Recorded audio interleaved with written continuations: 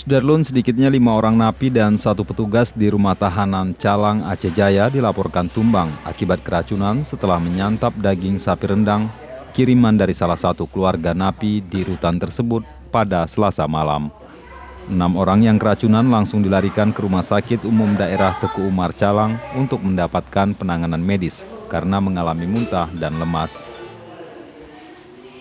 Peristiwa itu terjadi sekitar pukul 22.00 waktu Indonesia Barat, 1 jam setelah makanan tersebut disantap oleh para napi, termasuk petugas yang mencicipi makanan saat melakukan pemeriksaan beracun atau tidak sebelum diberikan kepada napi. 2 orang pertama, karena yang lain belum muntah. Jadi yang lain itu muntah kan langsung dibawa ke rumah sakit.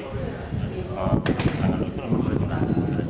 Sementara para napi yang keracunan masing-masing Syarifuddin bin Ibnu, Chandra Wahyu bin Salihin, Usman bin Sanusi, Vendra Sari, M. Jamil bin Abdurrahman, dan Fahru Razi, petugas Rutan Calang. Dari Calang, Saadul Bahri, Serambion TV.